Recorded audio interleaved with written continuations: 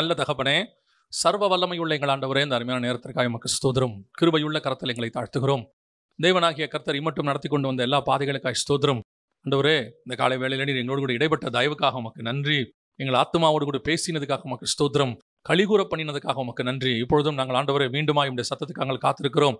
மீண்டும் நீர் எங்களோடு கூட பேசுவீராக, இடைபடுவீராக, வார்த்தைகளை அனுப்புவீராக. ஆண்டவரே, எங்கள் ஒவ்வொருத்தரோடும் கர்த்தர் நீர் பேசுவீராக. இந்த ஜீவனுள்ள வார்த்தை எங்களோடு கூட பேசும்படி நாங்கள் ஜெபிக்கிறோம். ஜீவனுள்ள தேவன் எங்களோடு கூட பேசும்படி நாங்கள் ஜெபிக்கிறோம். கிருபையுள்ள கரத்தில் எங்களை தாழ்த்துகிறோம். எங்கள் ஆண்டவர் இயேசு கிறிஸ்துவின் நாமத்தில் பிதாவே. அல்லேலூயா. இயேசு கிறிஸ்துவினிடத்திலே அநேகர் வருகிறார்கள். அந்த வசனத்தை 13வது வசனம் வாசிங்க பார்ப்போம். தமக்கு சித்தமானவர்களை தம்மிடத்தில் வரவழைத்தார். அப்போ நல்ல கவனிங்க. இந்த இயேசு கிறிஸ்துவானவர் ஒரு மிக முக்கியமான அழைப்புக்காக அழைக்கிறார். அவங்க கிட்ட சில பொறுப்புகளை கொடுக்க போகிறார். ஆனால் அவரிடத்தில் வந்தவர்கள் அப்படின்னு ஒரு குரூப் இருக்குது. குறிப்பாக அவரிடத்தில் வந்தவர்கள் இருக்கு. நம்ம எல்லாருக்குமே தேவன் நம்மளை எடுத்து பயன்படுத்தணும்னு ஒரு ஆசை இருக்குது. அப்படி ஆசை இருக்கிற நம்ம எல்லாருக்குமே ஒரு விஷன், தரிசனம் இருக்கு. இன்னும் சொல்ல போனால் தரிசனம் கர்த்தரது ஒன்று இருக்கு. அது ஒன்று நம்ம மேலே வச்சிருக்கிற ஆண்டவர். ஆனால் நமக்கு என்ன இருக்கும் அப்படின்னு கேட்டிங்கன்னா, அது பெருசாகவும் இருக்கலாம், சின்னதாகவும் இருக்கலாம். அவர் நினைச்சதை விட பெரிய தரிசனத்தை கூட நம்ம நினைக்கலாம். அல்லது அவர் நமக்கு வச்சிருக்கிறத விட சின்னதாக கூட நம்ம யோசிக்கலாம். இப்போ சகோதரன் இருக்கும்போது என்ன சொன்னாங்கன்னா, அவர் நல்லா பெருசாக வச்சிருக்கிறாரு அப்படின்னு இருக்கு இல்லையா? நாம ரொம்ப சின்னதாக யோசிக்கிறோம். அந்த இடத்துக்கு நம்ம இன்னும் போகலை, நம்ம ஆண்டவர்கிட்ட பாரபட்சம் இல்லை, எல்லாம் உண்மைதான். சில நேரங்களில் நான் வச்சிருக்கிறத விட பெருசாக அவர் வச்சிருப்பாரு. சில நேரங்களில் அவர் ஒன்று தான் வச்சிருப்பாரு. நாம இப்போ தாவீது அபிஷேகம் பண்ணிட்டாரு. ஆனாலும் சவுலுக்கு இன்னும் ராஜாவா இருக்கணும்னு என்ன இருக்குது? ஆசை இருக்குது. அவருக்கு அப்புறம் யார் வரணும்? யோனத்தான் வரணும். அவருடைய தாட் வேற மாதிரி இருக்குது. அது உலக பிரகாரமாக சரிதான், அவருடைய தாட் கரெக்ட் தான். ஆனால் தேவ திட்டம் வேறையாக இருக்கிறது. சில நேரங்கள் ஆண்டவர் நமக்கு ஒரு சில காரியங்களை சொல்லுவார். அந்த அழைப்பு, அந்த தரிசனம் இருக்கும். அந்த தரிசனம் என்னங்கிறத பார்த்தா ஓடணும். சில நேரத்தில் நம்ம கொஞ்சம் பெருசா நினைச்சு கர்த்தர் சித்தத்தை விட்டு வெளியே போயிடுவோம். அப்படியே அதை விட்டு நம்ம என்ன செய்யலாம் அப்படின்ட்டு வெளியே போயிடுவோம். சில நேரங்களில் கர்த்தர் நமக்கு வச்சிருக்கிற திட்டத்தை ரொம்ப நம்ம இன்ஃபீரியாரிட்டி காம்ப்ளெக்ஸ் சொல்லுவாங்க. இல்லை, நம்மளால முடியாது, ஆவாதுங்க அப்படின்னு சொல்லி போயிடுவோம்.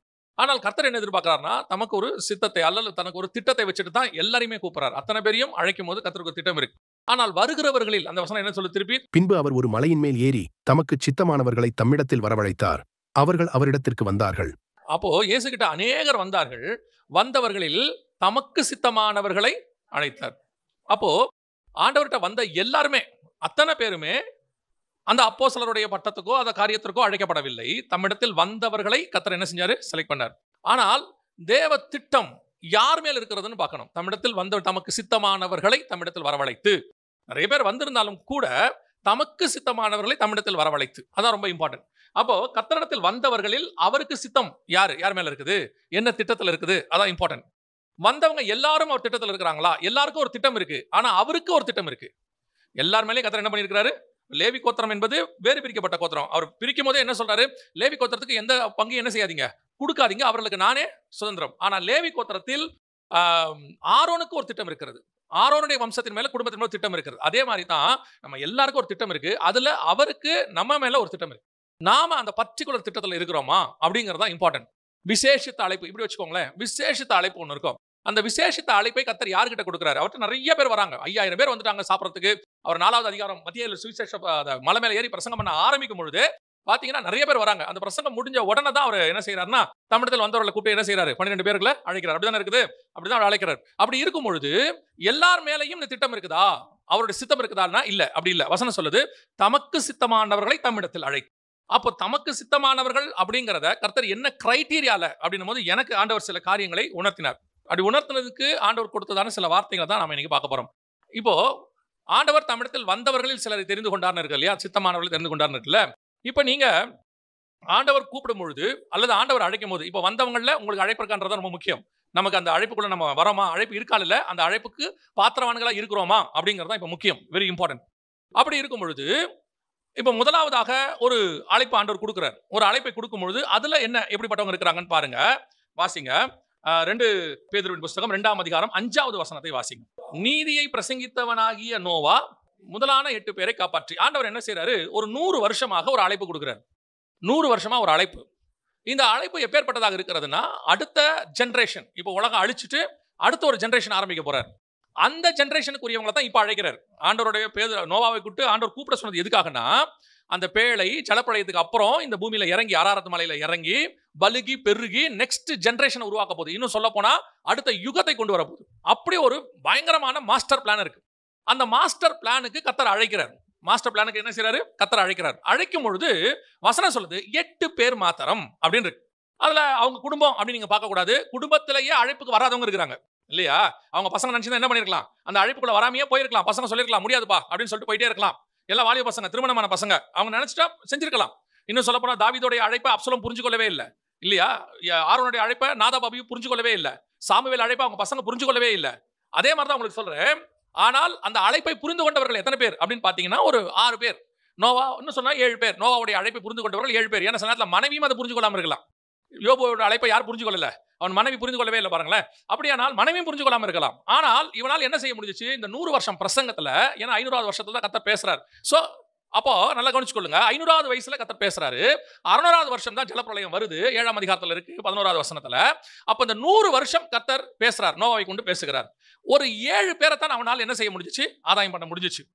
ஆனால் அழைப்பு பூமியில் இருக்கிற எல்லோருக்கும் கொடுக்கப்பட்டது. அத்தனை பேருக்கும் நீதியை பிரசங்கித்தவனாகிய நோவா. இன்னும் நீங்க ஒரு வசனத்தை வாசிங்க. 1 பேதுருவின் புத்தகம் 3ஆம் அதிகாரம் 19-20 வாசிங்க. காவலுள்ள ஆவிகளுக்கு பிரசங்கித்தார்.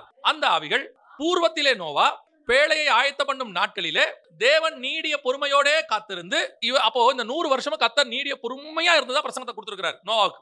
100 வருஷமா நோவா பிரசங்கம் பண்ணும்போது கர்த்தர் நீடிய பொறுமையோட காத்திருந்து பிரசங்கம் பண்றாரு. நீடிய பொறுமையோட காத்திருந்து வாசிங்க. கீழ்ப்படியாமல் போனவர்கள். என்ன கீழ்ப்படியாம போனாங்க? கீழ்ப்படியாம போறதுக்கு என்ன காரணம்? நோவாவுடைய காலத்துல இந்த 100 வருஷமா பிரசங்கம் பண்ண இந்த 7 பேரை தவிர மிச்சம் யாருமே கீழ்ப்படியவில்லை. என்ன கீழ்ப்படியவில்லை அப்படின்னு கேட்டீங்கன்னா மத்திய 24, 37, 38 சொல்லுது. நோவின் காலத்தில் எப்படி நடந்ததோ அப்படியே மனுஷகுமாரன் வரும் காலத்திலும் நடக்கும். எப்படி எனில் புசித்தும் குடித்தும் பெண் கொண்டும் பெண் எடுத்தும். அப்ப இவங்க கீழ்ப்படியாம போனதுக்கு காரணம் என்னன்னு கேட்டா புசிப்பு, குடிப்பு, கீழ்ப்படியா, பெண் கொடுத்து பெண் எடுத்தல். பெண் கொடுத்து பெண் எடுத்தல்னா என்ன அப்படின்னு கேட்டீங்கன்னா நீங்க வாசிக்க முடியும் 6ஆம் அதிகாரத்துல, ஆதியாகமத்துல தேவபுத்திரர் மனுஷகுமாரத்தியோட என்ன செஞ்சாங்க? சம்பந்தம் கலந்தார்கள். கல்யாணம் பண்ற தப்பு இல்ல. அவர் சொல்றாரு என் ஆவி மனுஷனோடு கூட போராடுவதில்லை. அப்போ அவிசுவாசி விசுவாசியோடு கல்யாணம், புசித்து குடித்து, இவங்க எல்லாம் இதுக்கு கீழ்ப்படிஞ்சிருக்காங்க. உலக பிரகமனத்துக்கு கீழ்ப்படிஞ்சிருக்காங்க. எல்லாம் பெர்ஃபெக்ட். இங்க யாருமே 2 பொண்டாட்டிக்காரன்லாம் சொல்லவே இல்லை. யாருமே பயங்கரமா இருந்தா அப்படிலாம் சொல்லல. இவங்க அத்தனை பேரும் கீழ்ப்படியாமல் போனவர்கள். எதுக்கு கீழ்ப்படியாமல் போனவர்கள்? உலகத்தின் பிரமாணத்துக்கு கீழ்ப்படிந்தவர்கள். தேவனுடைய பிரமாணத்துக்கு மகா பெரிய பிளானுக்கு கீழ்ப்படியாதவர்கள். இவங்களுக்கு அந்த தரிசனமே இல்லை. இவனை பொறுத்த வரைக்கும் என்ன இருக்கணும்? இங்க பெர்ஃபெக்ட், இங்க கரெக்டா கூட இருக்கலாம், சூப்பரா இருக்கலாம், ஒன்னும் பிரச்சனை இல்லை. எல்லாரும் மாதிரி தான் நானும் கேட்கிறேன், ஒன்னும் இல்லை. அப்போ கர்த்தர் அழைக்கிற அழைப்புல இருக்கிறவங்களுக்கு எதிர்காலத்தினுடைய பிளான், விஷன், தரிசனம் இருக்கணும். அதுதான் கர்த்தர் அழைக்கிற அழைப்பு. முதலாவது கர்த்தர் அழைக்கும் பொழுது ஒரு பெரிய கூட்டத்துக்கு அந்த விஷனே ஓபன் ஆகல. கர்த்தர் எதுக்கு கூப்பிடுறாருனே தெரியல. யோசிச்சு பாருங்க. அந்த அராரத் மலையில இருந்து இறங்கி வந்தோடனே நீங்கள் பலுகி பெருகி பூமியை நிரப்புங்கள். இதுக்கு தான் கர்த்தர் அழைச்சார். அந்த அழைப்பினுடைய நோக்கம் என்ன? உங்களை காப்பாற்றுவதல்ல. நோவாவை பொறுத்த வரைக்கும் என்ன இருந்திருக்கும்? கர்த்தர் நம்மளை காப்பாத்துறாரு, வேலைக்குள்ள வைக்கிறாரு. இப்போ இதே தான் நம்ம எல்லாருக்கும். இப்போ நம்மளை பொறுத்த வரைக்கும் என்ன? போஷிக்கிறாரு, எல்லாம் செய்யறாரு, கர்த்தர் காப்பாத்துறாரு, பாவத்துல இல்லாம பாத்துக்கிறாரு, ஆண்டவர் வந்து இந்த உபத்திரத்துக்கு நடுவுல வச்சுக்கிறாரு. இது மட்டும் அல்ல, இதுக்கு பின்னாடி உங்களை கொண்டு ஹெவன்லி பிளான் ஒன்று இருக்கு. அந்த பிளானுக்கு கீழ்ப்படிந்தவங்க தான் இதுல வர முடியும். அவருக்கு விட்டா வர வேண்டியவர்கள் அந்த பிளான் உடையவர்களா இருக்கணும். எந்த பிளான்? அதுக்கப்புறம் பலுகி பெருகி பூமியை நான் நிரப்புவேன். ஒரு நாள் ஆண்டவர் இதை படிச்சுட்டு இருக்கும்போது ஒரு கம்பாரிசன் சொல்லி கொடுத்தாரு. ஆச்சரியமா இருந்துச்சு. இப்போ நோவா பேழையை எத்தனை வருஷம் ஆயத்தம் பண்ணாரு? 100 வருஷம் ஆயத்தம் பண்ணாரு. எத்தனை வருஷம் அந்த பேழை ஊழியம் பண்ணுச்சு? எத்தனை வருஷம் அந்த பேழை ஊழியம் பண்ணுச்சு? 1 வருஷம் தான் ஊழியம் பண்ணுச்சு. அப்போ 1 வருஷத்துக்கு ஆயத்தம் எத்தனை வருஷம்? 100 வருஷம். இந்த ரேஷியோவை உங்களால ஒத்துக்க முடியுமா? 1 வருஷம் ஊழியம் பண்றதுக்கு எத்தனை வருஷம் ரெடி ஆகணும்? 100 வருஷம். சரி, இப்படி எடுத்துங்க. மோசே எத்தனை வருஷம் ஊழியம் பண்ணாரு? எத்தனை வருஷம்? 40 வருஷம் மினிஸ்ட்ரி பண்ணாரு. எத்தனை வருஷம் ரெடி ஆனாரு? 40 வருஷம் ரெடி ஆனாரு. எகிப்தையும் சேர்த்துட்டா 80 வருஷம் ரெடி ஆனாரு. அப்ப 40 வருஷம் ஊழியத்துக்கு எத்தனை வருஷம் ரெடி ஆகணும்? 80 வருஷம் ரெடி ஆகணும். சரி, இப்படி வாங்க. இயேசு கிறிஸ்து எத்தனை வருஷம் ஊழியம் பண்ணாரு? 3.5 வருஷம். எத்தனை வருஷம் ரெடி ஆனாரு? இந்த ரேஷியோ ஒத்துக்க முடியுமா உங்களால? 30 வருஷம் ரெடி ஆகி 3 வருஷம் ஊழியம், 80 வருஷம் ரெடி ஆகி 40 வருஷம் ஊழியம், 100 வருஷம் ரெடி ஆகி 1 வருஷம் ஊழியம். இதை உங்களால ஒத்துக்க முடியுமா? இன்னைக்கு ஒத்துக்க முடியுமா? 3 வருஷம் பைபிள் காலேஜ் முடிச்சா தான் ஊழியம் பண்ணி, தான் பையன் ஊழியம் பண்ணி, தான் பேரன் ஊழியம் பண்ற வரைக்கும் அது செட்டில் ஆயிடும்னு நினைக்கிறோம். ஒன்லி 3 இயர்ஸ் பைபிள் காலேஜ் முடிச்சாச்சுன்னா இல்லையா? ஒரு 18 வயசுல இருந்து ஒரு 29 வயசு வரைக்கும் எனக்கு ஆண்டவர் ஸ்பிரிச்சுவல் எக்ஸ்பீரியன்ஸ் கொடுத்தாரு. எப்படி? ஒரு 11 வருஷம் 12 வருஷம் ஸ்பிரிச்சுவல் எக்ஸ்பீரியன்ஸ். 30 வயசுல நான் மினிஸ்ட்ரிக்கு வந்தேன். இந்த 30 வயசு மொத்தமே 12 வருஷம் தான் ஸ்பிரிச்சுவல் எக்ஸ்பீரியன்ஸ் இருக்குது. அப்போ 12 வருஷம் ஆனோட நான் என்ன எதிர்பார்க்கிறேன்? முடிவு பரியந்தம் நிலைநிற்கணும் எதிர்பார்க்கிறேன் இல்லையா? ரேஷியோ கம்மியா இருக்கு பாருங்க. அவங்க ரேஷியோ இந்த ரேஷியோ கம்பேர் பண்ணும்போது. ஆனால் நல்லா கவனிச்சுக்கொள்ளுங்க. இதை சொல்லிட்டு ஆண்டவர்கிட்ட பேசும்போது இது நியாயமாப்படுதா உனக்கு? ஆவியானவர் உணர்த்தினார். 100 வருஷம் ஊழியம் பண்ணும்போது 1 வருஷம் தான் ஊழியம் பண்ணிருக்கு. 100 வருஷம் ரெடி ஆகி 1 வருஷம் ஊழியம் பண்ணிருக்கு பேழை. இது வந்து நியாயமான ஒரு ரேஷியோவா இருக்குதா அப்படின்னும் போது மாம்சத்துல நியாயமா படவே இல்லை. ஆனால் ஆண்டவர் சொன்னாரு அது 1 வருஷம் ஊழியம் பண்ணது நீ பார்க்க கூடாது. அந்த ஊழியத்தினுடைய எஃபெக்ட் அடுத்த 4000 வருஷம் இருக்கு. அது உள்ள இருந்து வந்தவங்க தான் இன்னைய வரைக்கும் பலுகி பெருகி பூமியில இருக்கிறாங்க.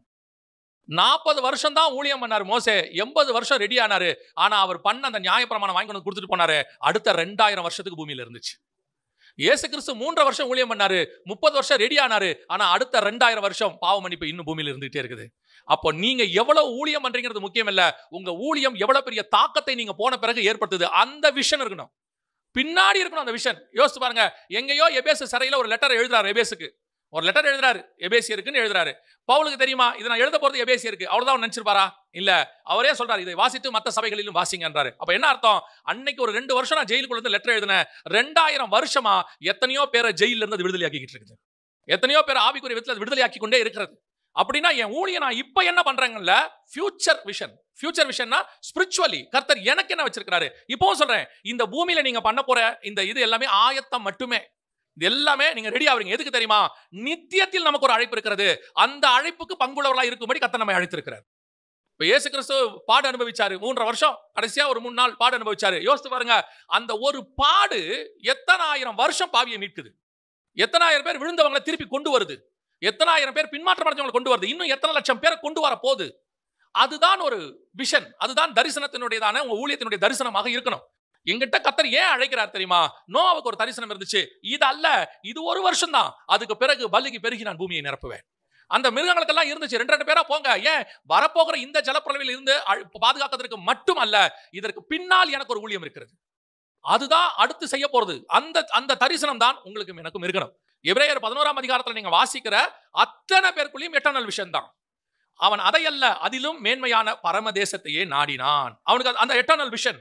யோபு, என் மீட்பர் உயிரோடு கூட இருக்கிறார், அந்நிய கண்கள் அல்ல, என் சொந்த கண்களை அவரை காணும். அந்த விஷன். யாக்கோபுக்கு எட்டர்னல் விஷன் இருந்துச்சு, ஒவ்வொருத்தரும் யோசேப்புக்கு இருந்துச்சு, என் எலும்புகளை கொண்டு போங்க. இந்த எட்டர்னல் விஷன் நமக்கு வரணும். அதுதான் கர்த்தர் அழைக்கிற அழைப்பின் அந்த கூட்டத்தில் கர்த்தர் தெரிந்து கொள்ளுகிறவர்கள். வரவங்க சிலர் வரவே இல்லை. நோவா கிட்ட ஃபர்ஸ்ட் ஒரு கூட்டம் அழைக்கப்பட்டாங்க, எத்தனையோ பேருக்கு அழைப்பு கொடுக்கப்பட்டுச்சு, ஆனா இவங்க யாருமே வரவே இல்லை. ஏன்னா இவங்க எல்லாருக்குமே அந்த எட்டர்னல் விஷன் கிடையாது. ஒரு 8 பேருக்கு மாத்திரம் இருந்துச்சு. அது எனக்கு ரொம்ப ஆச்சரியம். என்னன்னா, அந்த வாலிப பசங்க அவங்க மனைவிகள் இனி கொண்டு வர முடியுமானா நமக்கு தெரியாது. தம்முடைய பிள்ளைகளை விஷனுக்குள்ள நம்மளால கொண்டு வர முடியுமா? தம்முடைய பிள்ளைகளை என்னுடைய அந்த மனைவிமார்களை கொண்டு வர முடியுமா? இன்னைக்கு அவ்வளோ கஷ்டமா இருக்கு. ஊழியக்காரங்களா இருக்கட்டும், ஆவிக்குரியவர்களா இருக்கட்டும், தன்னுடைய விஷனை தங்க பிள்ளைகளுக்குள்ள நுழைக்கிறதுக்கு படாத பாடு வர்றாங்க. எத்தனை எதிர்ப்பு, எத்தனை எதிர்ப்பேச்சு. ஏன் எதற்கு? ஆண்டவரை பார்த்து என்ன கேட்கக்கூடாதான்? ஒய் அப்படின்னு கேட்கக்கூடாதான். கர்த்தர் ஒன்று சொன்னா எஸ் தான், ஒய் கிடையாது, ஏனே கிடையாது. ஓகே ஆண்டவரே, அந்த கீழ்ப்படிதல் இருக்குல்ல, கேட்காம கீழ்ப்படிதல், அதுதான் விசுவாசத்தினுடைய ஸ்டார்டிங். ட்ரஸ்ட். ஒண்ணுமே கேட்காம அப்படியே கீழ்ப்படிறாங்க. இப்போ ரெபெக்காளை கூப்பிட்டு கேட்கறாங்க, இந்த மனுஷனோடு கூட போகிறாயா அப்படின்னு கேட்கறாங்க. ஈசாக்க பார்க்கல, என்ன இருக்குன்னு தெரியாது. ஈசாக்குடைய கலர் தெரியாது. No WhatsApp, no Facebook, Twitter கிடையாது, எதுவும் கிடையாது. ஈசா கலர் தெரியாது, ஈசாக்குடைய ஸ்பிரிச்சுவாலிட்டி தெரியாது, ஒண்ணுமே தெரியாது. ஒன்னே ஒண்ணு கூப்பிட்டு கேட்கறாங்க, நான் போகிறேன். இதுதான் ஃபெய்த், இதுதான் விசுவாசிச்சு நடக்கிறது. ஒண்ணு எனக்கு தெரியாது. இன்னைக்கு எல்லாத்தையும் பார்த்து இன்ஃப்ராஸ்ட்ரக்சர் எல்லாம் பார்த்த பிறகும் ஒரு விசுவாசம் வரமாட்டேங்குதுல்ல. அதுக்கு காரணம் என்னன்னா, எனக்குள்ள இருக்கிற ஒய், ஏன், எப்படி, எதனால, முடியுமா, இந்த கொஸ்டினே வேண்டாம். ஆண்டவர் ஊழியத்துக்கு நான் அழைத்த போது 2004 ஆவியானவர் ஒரு விஷயம் மட்டும் ரொம்ப ஸ்ட்ராங்கா என்ன இன்சிஸ்ட் பண்ணிட்டே இருந்தார். 2003 ஏப்ரல்ல ஆண்டவர் கூப்பிட்டார், மினிஸ்ட்ரி வான்னு சொல்லி கூப்பிட்டார்.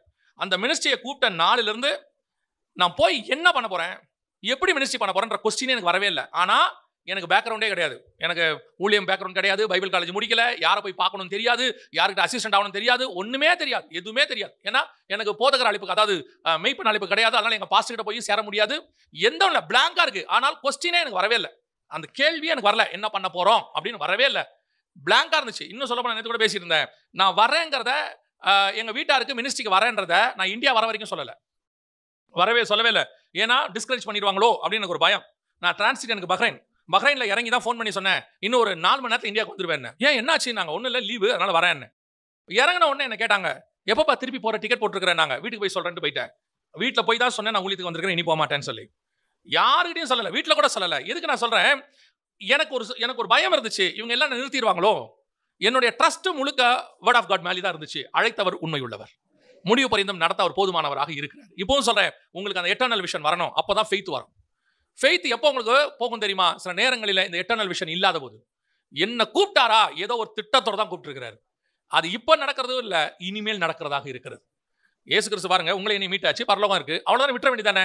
உங்களை ஒரு நாள் பரலோகத்துக்கு கூட்டு போன்னு சொல்லாமல. அவர் திருப்பி சொல்றாரு, உங்களுக்கு ஒரு வாசஸ்தலத்தை நான் ஆயத்தம் பண்ண போகிறேன். என் பிதாவுக்கு அநேக இருக்கு, ஆனா நான் போய் என்ன பண்றேன், ரெடி பண்றேன்றாரு.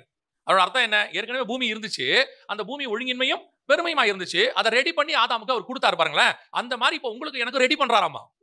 இந்த பூமியில வாழ்றதுக்கு மண் இருக்கணும், மண் இருந்தா தான் ஆதாம செய்ய முடியும். அப்ப நம்ம வாழ போறது ஸ்பிரிட் வேர்ல்டு, அந்த ஸ்பிரிட்ல உள்ளதான காரியங்கள் எல்லாம் ரெடி பண்றாரு.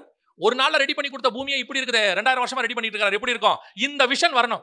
அழி உள்ளதான இது அழியாமையும் சாவுக்கு ஏதுவான சாவாமையும் தரித்துக் கொள்ளும், அந்த விஷன் வரணும். எனக்கு ஒன்று நியமிக்கப்பட்டிருக்கிறது, அந்த விஷன் வரணும். அது என் கண்கள் காணவும் இல்லை, காதுகள் கேட்கவும் இல்லை, ஆவியிலே கர்த்தர் வெளிப்படுத்துகிறார், அந்த விஷன் வரணும். அந்த பூமி எப்படி, அந்த வானம், அந்த எனக்கு கர்த்தர் வச்சிருக்கிறது எப்படி, அதை நோக்கி, அதுதான் எட்டர்னல். இந்த எட்டர்னல் விஷனை வச்சிருந்தனால தான் ஆபிரகாமால போக முடிஞ்சிச்சு. இது இல்லாதனால தான் நோவா காலத்துல யாராலையுமே வர முடியல. அவங்க அத்தனை பேரும் பூமியை பொறுத்த வரைக்கும் அவங்க எல்லாம் எப்படி இருந்தாங்கன்னு தெரியாது. அவங்க சீர்கேடு கொடுமை எல்லாம் இருக்கு. ஆனால் அவங்க அத்தனை பேருக்கும் ஒரு வார்த்தையில் ஆண்டவர் முடிச்சிட்டாரு, கீழ்ப்படியாமல் போனவர்கள். ஏன், எதுக்கு கீழ்ப்படியில? எட்டர்னல் விஷன், எட்டர்னல் காலிங், அதுக்கு அவங்க கீழ்ப்படியில. உங்களை ஆண்டவர் அழைக்கும் போது தயவு செய்து இந்த மாதிரி காரியங்களை எதிர்பார்க்காதீங்க. உங்க விஷன் எட்டர்னலாக இருக்கட்டும். எடுத்து நம்பி தைரியமா கால வைங்க, விஷன் எட்டர்னலாக இருக்கும். இரண்டாவது, இயேசு கிட்ட வந்தவர்களில் அடுத்து வாசிங்க, யோவான் எழுதின சுவிசேஷம் 6ஆம் அதிகாரம் 26வது வசனம் வாசிங்க. இயேசு அவர்களுக்கு பிரதியுத்தரமாக, நீங்கள் அற்புதங்களை கண்டதினால் அல்ல, நீங்கள் அப்பம் புசித்து திருப்தியானதினாலேயே என்னை தேடுகிறீர்கள் என்று மெய்யாகவே மெய்யாகவே உங்களுக்கு சொல்லுகிறேன். அப்ப இவெல்லாம் யாருக்கு, எதுக்காக ஆண்டவரை தேடினவன்? இப்ப சிம்பிளா இதை நீங்க அப்பத்துக்காக சாப்பாட்டுக்காக தேடினவன்னு சொல்லிட்டு முடிச்சிட முடியாது. அப்ப ஸ்பிரிச்சுவல் கூட நம்ம போக முடியாது. ஏன்னா அப்பத்துக்காக தேடினவங்க எல்லாரும் தான் தேடினாங்க. ஆனா இவங்களை பத்தி ஆண்டவர் சொல்லும்போது, நீங்கள் அப்பத்துக்காக என்னை தேடுகிறீர்கள். ஒரு உலக பிரகாரமா ஆண்டவரை தேடுறவங்க இருக்கிறாங்க, தேவைகள், வேர்ல்ட்லி நீட்ஸ். இயேசு கிட்ட இப்போ ஆக்சுவலாக இவன் யாரும் தெரியுங்களா? இயேசு இப்போ சொல்றாருல அந்த 6ஆம் அதிகாரத்தில், இயேசு கிறிஸ்து பார்த்தீங்கன்னா இதுக்கு முன்னாடி 6ஆம் அதிகாரம் தான் நினைக்கிறேன், ஆரம்பத்தில் 5000 பேருக்கு போஷிச்சிருப்பாரு. நம்ம இடத்துல வரவங்க எல்லாரையும் வராங்க, அவர்களை பார்த்தாரு, 5000 பேருக்கு சாப்பாடு கொடுக்க சொன்னார், கொடுத்துட்டாரு. இப்போ இவன் யாருன்னு கேட்டிங்கன்னா, அடுத்த மீட்டிங்க்கு இவன் இயேசுடைய ஷெடியூலை இவன் ரெடி பண்ணிட்டான். இவன் என்ன சொல்லிட்டான், வீட்டில் ஒய்ஃப் கிட்ட, நான் ஒரு கற்பனைக்கு சொல்கிறேன், சொல்லிட்டான், சாப்பாடுலாம் ஒன்றும் செய்யாத, என்ன பண்ண போகிறேன், இல்லைங்க அரிசி வள வைக்கலாம். இயேசுநாதர் மீட்டிங் எங்கன்னு பாரு. என்னங்க காலைல போய் மீட்டிங்கும் கேட்ட மாதிரி ஆகிப்போச்சு. முடியும் போது சாப்பாடும் போடுவார், மிச்சம் மீதி இருந்தால் கையில் பார்சலும் கொடுத்துருவார். அவர் அப்படி தானே சொன்னார், மீதமானதை 12 கோடி நிறைய எடுங்கள், எவ்வளோ வேணாலும் சாப்பிட்டுக்கலாம், அன்லிமிட்டட் மீல்ஸு. அதுவும் என்னவா, நான் வெஜிடேரியன். மீன் அப்பமும் கொடுப்பாரு, மீனும் கொடுப்பாரு. இப்போ இவெல்லாம் என்ன முடிவு பண்ணிட்டான், காலையில் எழுந்திரிச்சான், தெரிஞ்சவங்ககிட்ட கேட்டான், இன்னைக்கு இயேசுநாதர் மீட்டிங் எங்கங்க? அவர் இங்கே கல்லியா கிட்ட பேசுகிறார், ரைட்டு கிளம்பி போவோம், எங்கே இருக்குது மீட்டிங் பாரு. காலங்காலத்தில் இயேசுநாதர் பார்த்தாரு, மறுநாள் எங்கடா வந்தீங்க எல்லாம், அவருக்கு ஆச்சுன்னா இவ்வளோ பேர் வந்துட்டாங்க. ஸோ இவெல்லாம் எதுக்காக வந்தவன்? இஸ்ரவேல் ஜனங்களுக்கு இவங்களுக்கு என்ன டிஃபரன்ஸ்? இஸ்ரவேல் ஜனங்க பின்பற்றி வந்தாங்கல்ல, அவங்களுக்கு இவங்களுக்கு என்ன டிஃபரன்ஸ்? அவனும் இவனும் சாப்பாட்டுக்காக தான் பின்பற்றான். அதே கூட்டம் தான், அதே தேவன் தான், வேர்ஷன் தான் வேற, 2000 வருஷம் கழிச்சு நடக்குது. அதே தேவன் தான் கூட்டு வராரு, அதே தேவன் தான் மன்னா கொடுக்குறாரு. அங்கேயும் இயேசு ஆண்டவர் பார்த்து சொன்னா, இதே மன்னா தானா? இப்போ இவன் என்ன பண்றான், அப்பத்துக்கு பின்பற்ற ஆரம்பிச்சிட்டான். ஸ்டார்டிங் மறுநாளே ஸ்டார்ட் ஆயிடுச்சு. ஓகே ரைட்டு, ஆண்டவர் அப்பம் கொடுக்குறாரு, மீன் கொடுக்குறாரு, அங்கே அப்பமும் காடையும் வருது, வெஜ்ஜு நான்வெஜ்ஜு, இங்கேயும் அப்பமும் மீன், ரைட்டு லெட்ஸ் கோ அப்படின்னாரு. இப்போ ஆண்டவர் சொல்றாரு, நீங்கள் என்னை எதுக்கு தேடுகிறீர்கள்? சாப்பாட்டு திருப்தியாகத்துக்காக என்ன தேடுகிறீர்கள், நீங்க தேவையில்லைங்கிறார் ஆண்டவர். இவனை கொண்டு கர்த்தரால் என்ன செய்ய முடியாது, தம்முடைய திட்டத்தை நிறைவேற்ற முடியாது, அவ்வளவுதான். இதே கூட்டத்தில் 12 பேர் இருந்தாங்க, அவங்கள பார்த்தா கர்த்தர் சொன்னாரு, தம்மிடத்தில் வந்தவர்களை 12 பேரை தெரிந்து கொண்டு. அப்ப இவனை ஏன் செலக்ட் பண்ணார்? இவன் ஏன் செலக்ட் பண்ணார்னா, இவன் எல்லாத்தையும் விட்டு வந்தவன், இவன் அப்பத்துக்காக வந்தவன் இல்ல, இவன் அப்பத்துக்காக விட்டு வந்தவன் இல்ல, இவன் கர்த்தருக்காக வந்தவன். இப்ப நீங்க எதுக்காக அவரை பின்பற்றுகிறீர்கள்? இப்ப நீங்க கொஞ்சம் அப்படியே ஸ்பிரிச்சுவலா எடுத்துக்கோங்க. ஒரு குரூப் இருக்கு, ஒரு குரூப் எப்படிப்பட்ட குரூப் தெரியுமா? நல்ல வசனம் கேட்கும், நல்ல திருப்தியா வசனம் கேட்பாங்க, அதுக்கப்புறம் எங்க வசனம் நடந்தாலும் வசனம் கேட்க போயிடுவாங்க. அப்படியே வசனம்னா ஓகே, நாங்க என்ன தப்பாவா போறோம், யாரா தப்பா போறோமா? இல்ல, வசனத்துக்கு போறோம், நல்லா கேட்கிறோம். அப்புறம் என்ன பண்ணுவீங்க, நல்ல வசனம் கேட்டுட்டு திருப்தியா சாப்பிட்டு சந்தோஷமா பிரைஸ் தி லார்ட் ஹல்லேலூயா ஆண்டவர் கேட்பாரு. இனி எதுக்கு இப்போ ஃபாலோ பண்ற?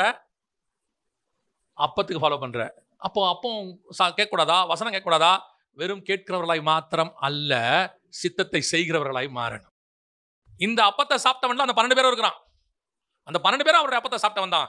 ஆனால் அவங்ககிட்ட திருப்பி அப்பத்தை பிட்டு கொடுக்குறாரு. அதே 12 பேர் ஆண்டவர் என்ன செய்யறாரு, அப்பத்தை எடுத்து பிட்டு 13ஆம் அதிகாரத்தில் கொடுக்குறாரு. வேலை வந்தது என்று சொல்லி அப்பத்தை பிட்டு கொடுக்குறாரு. அவங்ககிட்ட கொடுத்தா அது கம்யூனியன், இவங்ககிட்ட கொடுத்தா அது சாப்பாடு. இவன் சாப்பிட்டு திருப்தி ஆகி போயிடுவான், வீட்டுக்கு போயிட்டு திருப்பி நாளைக்கு வருவான் சாப்பிட. அவன் சாப்பிட்டு போக மாட்டான், கூடவே இருப்பான். வேறு யார் இடத்துல போவோம், கூடவே இருப்பான். இப்ப கர்த்தருக்கு தேவை அப்பத்தை சாப்பிட்டு திருப்தியாகி போகிற கூட்டம் அல்ல, அவரோடு கூட இருந்து சித்தத்தை செய்கிற கூட்டம். இன்னைக்கு யோசிச்சு பாருங்க, எத்தனை சபை இருக்குது, எத்தனை டினாமினேஷன், எத்தனை விசுவாசி, இப்போ நீங்களும் இருக்கீங்க, எல்லாரும் இருக்கோம், நானும் இருக்கிறேன், எல்லாரும் இருக்கிறோம். அத்தனை பேரும் அவரிடத்துல இருந்து வார்த்தையை வாங்குறோம், சாப்பிட்றோம், ஆத்மால திருப்தி ஆகுது, சந்தோஷமா இருக்கு. ஒரு காலத்துல அப்பத்துக்கு வராத குரூப். எப்போ நான் என்னுடைய கணக்கில் வச்சு நான் சொல்லுவேன், ஒரு காலத்துல வசனத்துக்குன்னு ஒரு சபை இருந்துச்சு. அதுக்கப்புறம் கொஞ்சம் கொஞ்சமா என்ன கூப்பிட்டாலும் வராது, இது வசனத்துக்கு வரவே வராது. நோவா கூப்பிட்டா மாதிரி தான், வரமாட்டாங்க. அற்புத அடையாளம் மட்டும் வருவாங்க, வரதுக்கும் வரமாட்டாங்க. இப்போ கொரோனா காலத்துக்கு பிறகு கொஞ்சம் வசனத்து பக்கம் சபைகள் எல்லாம் திரும்பி இருக்குது, நல்லா நிறைய சபைகள் வசனத்து பக்கம் திரும்பி இருக்கு. ஆனால் இப்படி வர கூட்டத்தில் அடுத்து ஒரு குரூப் இருக்குது. இது என்ன குரூப் தெரியுமா? நல்லா வசனம் கேட்கும், சாப்பிடுவோம், வசனத்தை நல்லா சாப்பிடுவாங்க, போஷிப்பாங்க, அல்லது நல்ல திருப்தியா சாப்பிடுவாங்க, ரொம்ப நல்லா இருந்ததுங்க, நல்ல சாட்சி கொடுப்பாங்க. What the result? இதனுடைய பலன் என்ன? என்ன பண்ண போறீங்க? இவ்வளோத்தையும் சாப்பிட்டு என்ன பண்ண போறீங்க? அதான் கேள்வி. உங்களுக்கு தெரியும் தானே, எல்லாம் சாப்பிட்டு எக்ஸசைஸ் பண்ணாட்டி வேலை செய்யாட்டி என்ன ஆயிடுவோம்? ஒபிசிட்டி வந்துடும். எல்லாத்துக்கும் என்ன வந்துடும்? அவ்வளோதான். ஒரு விதமான அந்த ஒபிசிட்டியோட முடிவு என்ன தெரியுமா? மரணம். இப்போ பவுல் சொல்றாருல்ல, கம்யூனியன் நீங்க சொல்லும் போது அபாத்திரமாய் போஜனமானம் பண்ணுகிறவர்கள் அப்படின்னு சொன்னோம். உங்களுக்கு சிலர் வியாதி உள்ளரை, ஒரு சிலர் நித்திரையும் அடைந்திருக்கிறார்கள். இதை பொதுவாக நம்ம எப்படி எடுத்துக்கிறோம்? கம்யூனியன்ல கொடுக்கக்கூடியதான ஒரு அது அபாத்திரமா பூசிக்கூடாது, எல்லாம் ஓகே தான் இருக்கு. இப்போ இப்படி எடுத்துக்கொள்ளுங்க, 3.5 வருஷம் யூதாஸ் ஆண்டோட உட்காந்து அப்பம் பிடிச்சிருக்கான் இல்லையா? ஆனால் அவன் புசிக்கும் பொழுது அந்த வசனம் அவனுக்குள் போகவே இல்லை. கர்த்தர் அவனையும் தமக்கு சித்தமானவர்களை தெரிந்து கொண்டார், அவனையும் தெரிஞ்சுக்கிட்டார். 12 பேர்ல அவனும் இருக்கிறான், நல்ல வசனம் கேட்கிறான், கூடவே இருக்கான், இயேசு கூடவே டிராவல், எங்க போனாலும். இன்னும் சொல்ல போனா பயங்கரமான டேலண்டட் ஃபெலோ. எல்லாரும் சொல்றாங்க ஸ்காரியோத் அல்லாத யூதாஸ் காரியோத் 2 பேர் இருக்காங்க. அந்த யூதாஸ் காரியோத்து இருக்கிறதுலயே பயங்கரமான டேலண்டட் ஃபெலோவான். ஸ்காரியோத்துங்கிறது அப்படி ஒரு முக்கியமான இதுவான். அவன் வந்து அவ்வளோ காரியங்கள் செய்யறானாமா. அவனை வசனம் சொல்லுது 3.5 வருஷம் கூட இருந்திருக்கிறான், நல்ல வசனம் கேட்டிருக்கிறான், இயேசு செய்த அற்புதங்களை பார்த்திருக்கிறான். இன்னும் சொல்ல போனா இயேசு அற்புத அடையாளங்களுக்கு அனுப்புறாரு, கூட போய் செஞ்சுட்டு வரான், எல்லாம் இருக்கு, மினிஸ்ட்ரி எல்லாம் இருக்கு. பட் அவனுக்குள்ள கர்த்தருடைய விஷன் இல்ல, தரிசனம் இல்ல. அவனுடைய தரிசனம் வேறையா இருக்கு. நல்லா சாப்பிட்ட குரூப் இது, அழைக்கப்பட்டதுல சாப்பிட்ட குரூப். அப்ப இந்த மாதிரி ஒரு குரூப் இருக்கு இன்னைக்கு. இவங்க நல்லா வசனம் கேட்பாங்க, எல்லாம் சொல்ல போனா அந்த நேரத்தில் அவங்கள மாதிரி எந்துவான ஆளையே நீங்க பார்க்க முடியாது. சிலருக்குலாம் அந்த வசனம் கேட்கும் போது, அந்த செய்தியை கேட்கும் போது ஒரு எந்து வரும், அல்லது அவங்களுக்குள்ள ஆவியானவர் பேசுவார் உண்மையிலேயே. ஆனால் அதுக்கப்புறம் அது தொடர்ந்து கிரியை செய்தான்றதான் கேள்வி. தொடர்ந்து கிரியை இல்ல, அவங்க எங்க கேட்டாங்களோ அங்கே அதை விட்டுட்டு போயிடுவாங்க. இயேசுவோட இரவு பகலும் 3 நாள் இருந்து வனாந்தரத்தில் அப்பம் புசிச்சவங்க இருக்கிறாங்க, கூடவே இருந்து அப்பம் புசிச்சவங்க இருக்கிறாங்க. டிஃபரன்ஸ் இருக்கு 2 பேருக்கும். அந்த டிஃபரன்ஸ்ல கூடவே இருந்து 10 நாள் இருந்து அப்பம் புசிச்சவங்கள்ல ஒருத்தன் காட்டி கொடுக்கிறவனா இருக்கான், ஒருத்தன் மறுதளிக்கிறவனா இருக்கிறான், ஒருத்தன் சிலுவை வரைக்கும் கூட வரவனா இருக்கிறான். எல்லாரும் ஓடி போறவங்க, வஸ்திரத்தை விட்டு நிர்வாணமா ஓடி போறவன் ஒருத்தன் இருக்கான், காட்டி கொடுக்கிறவன் ஒருத்தன் இருக்கான், மறுதளிக்கிறவன் ஒருத்தன் இருக்கான், ஆனா ஒருத்தன் சிலுவை வரைக்கும் வந்து கூடவே நிக்கிறவனும் இருக்கிறான். எல்லாருக்கும் இயேசு ஒரே மாதிரி தான் போஷிச்சார், எல்லாருக்கும் ஒரே சாப்பாடு தான் கொடுத்தாரு. அப்போ இவங்க அத்தனை பேர் மேலே அவருக்கு சித்தம் இருந்துச்சு. கூப்பிட்டவங்க தான் இவங்க எல்லாரும்.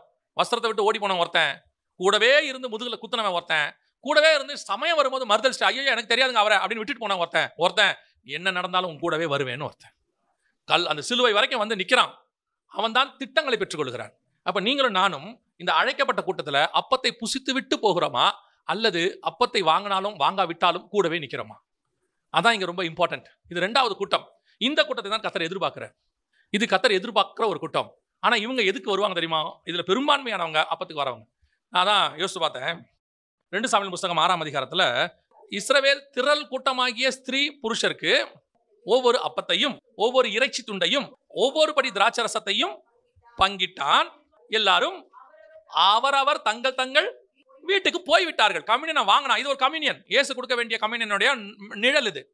அப்போ திராட்சரசம் இயேசு கொடுக்கும்போது என்ன சொன்னாரு? இது என்னுடைய மாம்சமா இருக்கிறது. அவன் சொன்னா ஒரு துண்டு மாம்சத்தை கொடுத்துட்டான். ஏன்னா தாவீதால அவருக்காக சிலுவையில் அறைய முடியாது, இயேசு அறையணும். அதனுடைய நிழல் அவன் சொல்றான், இறைச்சி துண்டு, அப்பம், ரசம் 3 கொடுக்குறான். ஒரு குரூப் வாங்கிட்டு எங்க போயிருச்சு? வீட்டுக்கு போயிருச்சு. இதான் இன்னைக்கு இருக்கிற கூட்டம். அப்போ வாங்கும், திராட்சரசம் வாங்கும், ஆண்டவர்ட்ட உடன்படிக்கை இருக்குது, வார்த்தை இருக்குது, வாங்குறாங்க, அவருடைய வசனத்தை வாங்குறாங்க. எத்தனை பேர் stay with the God? Stay with the காட்னா தரிசனத்துல இயேசுவோட கூடவேனா அவர் மரிச்சு கூட மரிக்கணும் அப்படின்னா அத சொல்லல. வசனம் சொல்லுது அவருடைய தரிசனத்தில் நிலைத்து நிற்கிறவர்கள். இன்னைக்கு வாங்கி புசிச்சு ஒரு இடம் வந்த உடனே வீட்டுக்கு போய் விட்டார்கள். ஒரு குரூப். ஒருத்தன் ஓடிட்டான். பேதுரு சொல்றார், நான் மீன் பிடிக்க போகிறேன், ஏன் கொடுக்குற வரைக்கும் சாப்பிட்டோம்பா, இப்ப கொடுக்க ஆள் இல்ல, லெட்ஸ் கோ. ஒருத்தன் காட்டி கொடுத்துட்டு இவர் பின்னாடியே போயிட்டு இருக்கிறோம். சரி, இவரை வச்சு என்ன பலன் இருக்கு, சம்பாதிக்க முடியும், என்ன ரெவென்யூ இருக்கு, ஒரு 30 வெள்ளிக்காசு கிடைக்கும், ரைட் ஓகே விடு, 30 வெள்ளிக்காசு வாங்கணும், காட்டி கொடுத்த பாத்துக்கலாம். அப்புறம் இயேசுநாதர் அவர் எப்படியே தப்பிச்சு பாருங்க, இது வரைக்கும் தப்பிச்சிருக்கிறார், தப்பிச்சு பாரு, போயிட்டா. ஒரு குரூப் இயேசு வச்சு சம்பாதிக்குது, யாரு? அப்பமும் ரசமும் குடிக்கிற கூட்டம். ஒரு குரூப் இயேசு விட்டு ஓடுது, ஒரு குரூப் மறுதளிச்சுட்டு போகுது, ஒரு குரூப் மட்டும் வீட்டுக்கு போகுது, ஒரு குரூப் மட்டும் கூட நிக்குது. அதான் வசனம் சொல்லுது, தரிசனத்தை தாங்கி பிடிக்கிறவர்கள். இவங்க எல்லாம் கூடவே டிராவல் பண்ணி இதைத்தான் கர்த்தர் எதிர்பார்க்கிறார். இப்ப 2வது ஒரு கூட்டம் வந்துச்சு, அப்பத்தை காக பின்பற்றுகிற கூட்டம். அந்த கூட்டத்திலும் நீங்கள் எல்லாம் இருக்கக்கூடாது. முதல்ல தரிசனம் இல்லாத ஒரு கூட்டம், இவங்க தரிசனத்தோட வந்தாங்க, ஆனா அப்பத்துக்காக வந்தவங்க இவங்க. ரெண்டாவது.